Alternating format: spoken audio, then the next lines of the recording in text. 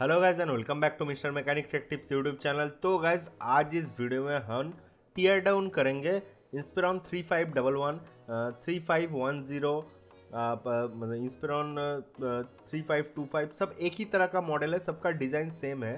तो डिस्क्रिप्शन में सब जो कॉमन मॉडल है उसका मॉडल नंबर दे दूंगा मैं।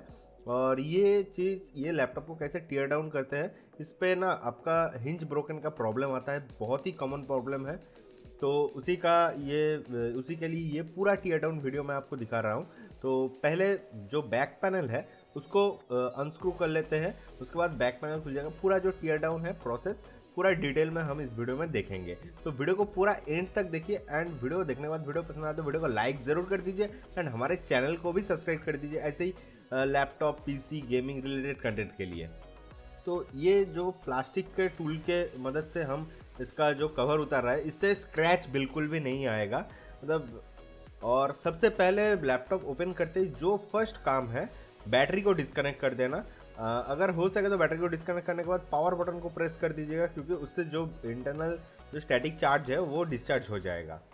उसके बाद बैटरी को हम खोल लेंगे। सबसे पहले कोई भी डिवाइस का अगर आप टीयर डाउन करेंगे तो बैटरी को फर्स्ट रिमूव कर लेना, उससे जो डैमेज होने का चांसेस है तो शॉर्ट होने की वजह से वो कम हो जाता है। और EHD बैंड, EHD मैट और EHD ग्लव्स यूज़ करेंगे तो वो खतरा और भी कम हो सकता है।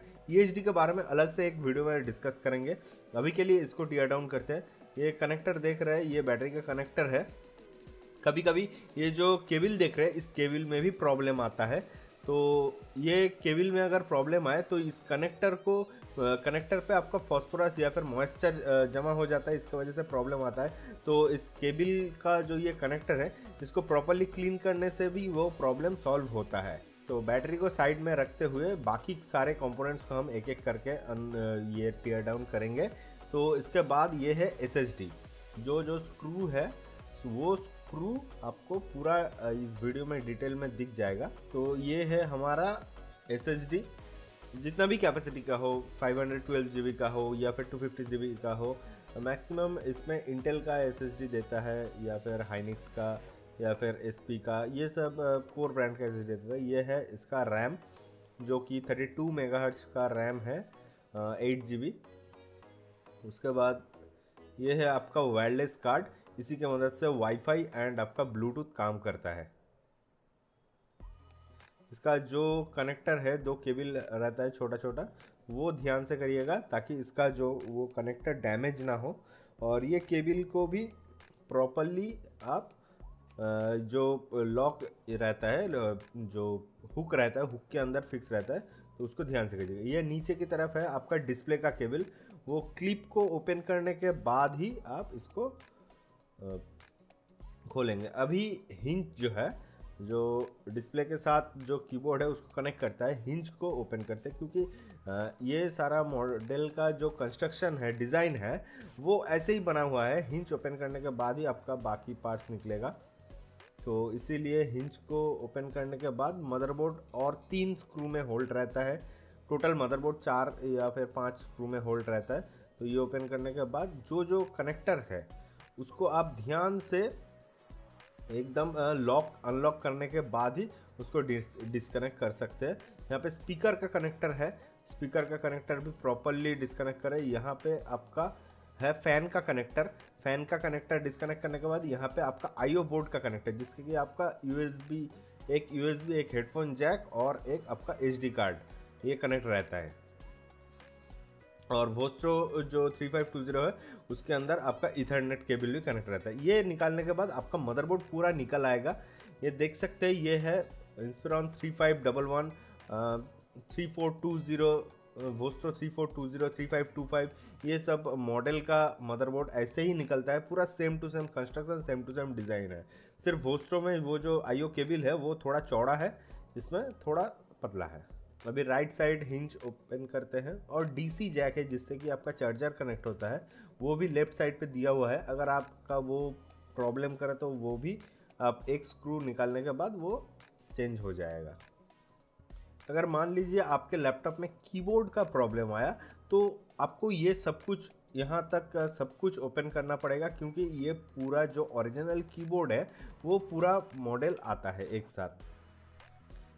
2 स्क्रू से फ़ैन होल्ड किया जाता है, तो ये देख सकते हैं फ़ैन को निकाल लिया। इसके बाद ये जो आईओ पैनल है इसको भी हम निकाल लिए। 3 ही चीज़ रहता है जैसे कि मैंने आपको बताया। ये केबल ज़्यादा ज़रूरत नहीं पड़ता, अगर पड़ेगा तो इसको भी आप अनलॉक करके निकाल सकते हैं। यहाँ पे है आपका पावर बटन, जो पावर की के लिए प्रेस करते हैं ना। बहुत सारा जो दुकानदार है, सेलर, ऐसा बोल सकते हैं इसका कीबोर्ड के अंदर ही आपका पावर बटन इनबिल्ट है, पर ऐसा नहीं है। इसका पावर बटन और कीबोर्ड अलग है। डिज़ाइन ऐसा किया गया है ताकि आपको पूरा सेम टू सेम ये है, मतलब सेम टू सेम लगे, पर ऐसा नहीं है। आपका पावर बटन और कीबोर्ड अलग है। हाँ, आईओ पोर्ट में अगर प्रॉब्लम है तो आपका पावर बटन में भी प्रॉब्लम हो सकता है।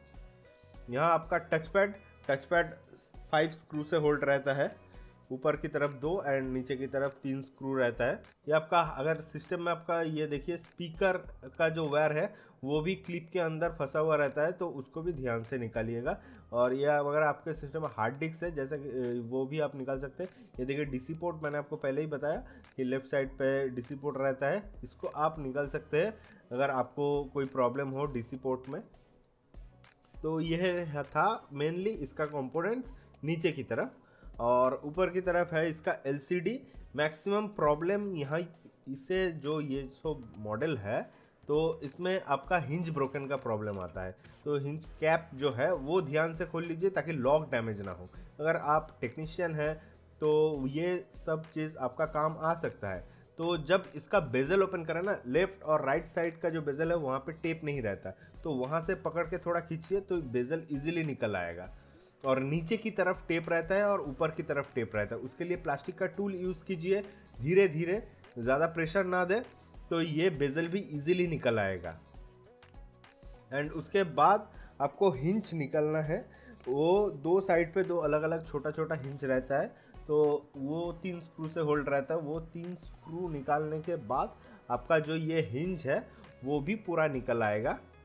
उसके बाद ही आप एलसीडी को इस लैपटॉप से निकाल सकते हैं। अगर कोई ट्राई करे कि इसका जो ऊपर एलसीडी है वो ऐसे ही निकाल दे, मतलब ऊपर जो आपका वो गम रहता है ना वो निकाल के, पुल टैप जो है वो निकाल दे, पर ऐसा बिल्कुल मत कीजिए। बाद में आपका जो स्क्रीन है वो होल्ड करने में प्रॉब्लम होगा, एंड अगर आपका कुछ प्रॉब्लम हुआ तो वो भी प्रॉब्लम हो सकता है। तो इसीलिए इसके बाद आप कुछ भी पतला एकदम चीज़ से राइट साइड पे जो मेटल का फ्रेम है, मेटल फ्रेम और प्लास्टिक का जो फ्रेम है उसके बीच में कुछ पतला सा जो स्ट्राइप टूल है या फिर ओपनर टाइप का टूल है, उसको घुसा के थोड़ा प्रेस कीजिएगा, मतलब लीवर के जैसा करके प्रेस कीजिएगा ऐसा। हाँ, तो ओपनर टूल से आप ऐसा करेंगे तो इजीली आपका एलसीडी निकल आएगा। दोनों तरफ से एलसीडी पूरा लॉक रहता है। ये बहुत कम प्राइस में बहुत अच्छा स्पेसिफिकेशंस देता है, एंड 15.6 इंच का आपको फुल एचडी स्क्रीन प्रोवाइड करता है। इसीलिए इसका कंस्ट्रक्शन ऐसा किया गया है ताकि आपको पतला लैपटॉप मिले।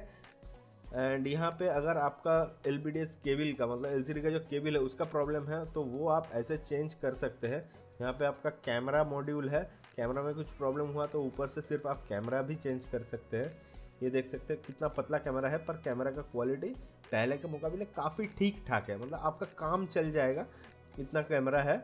मैक्सिमम लैपटॉप पे ना ये जो ऊपर का टॉप कवर देख रहे हैं इस पे ही प्रॉब्लम होता है, ये ब्रोकन हो जाता है।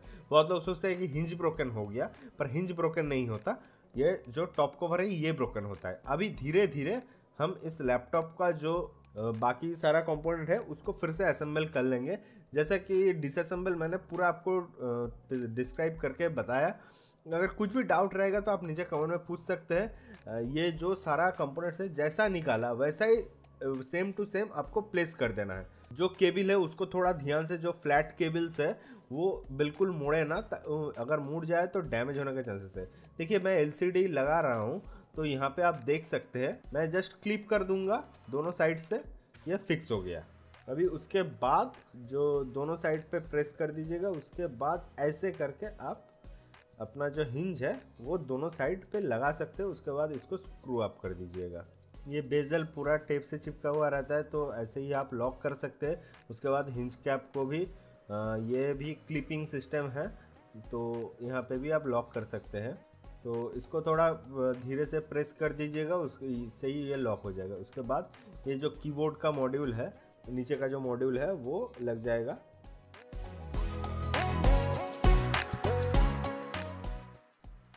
ये फिक्स करने के बाद आपका जो टच है वो प्रॉपरली काम कर रहा है कि नहीं वो देख लीजिएगा एक बार। टच प्रॉपरली प्रेस हो रहा है कि नहीं, वो जो बाउंसिंग फीडबैक है वो प्रॉपरली आ रहा है कि नहीं।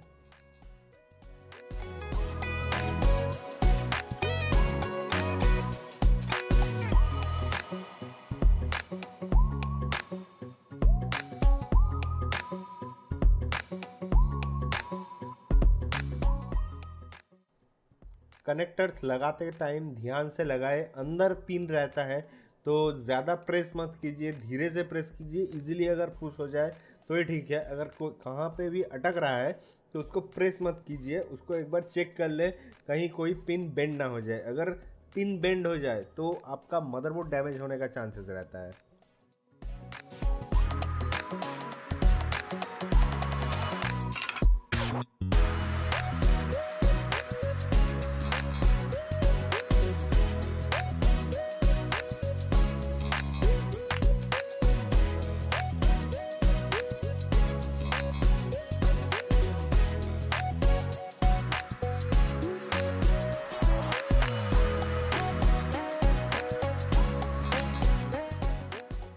ये जो वाईफाई का एंटीना केबल है, ये लगाते टाइम आप थोड़ा ये ध्यान दें कि इसको प्रॉपरली बिठाए, क्योंकि अगर ये प्रॉब्लम होगा तो आपका वाईफाई का सिग्नल स्ट्रेंथ प्रॉपरली नहीं मिलेगा।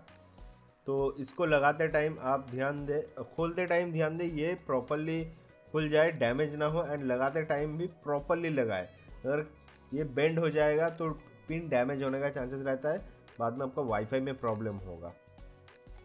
सब कुछ कम्प्लीटली लगाने के बाद ही एकदम एंड में आप अपना बैटरी को इंस्टॉल करें एंड कनेक्ट करें, क्योंकि सब कुछ कंपोनेंट एकदम फिक्स हो जाने के बाद बैटरी को इंस्टॉल करें ताकि अदर्स कोई कंपोनेंट डैमेज ना हो। क्योंकि अगर इलेक्ट्रिसिटी आ जाएगा तो आपका लैपटॉप डैमेज होने का चांसेस रहता है, इंटरनल कंपोनेंट्स बर्न होने का चांसेस रहता है, शॉर्ट होने का चांसेस रहता है।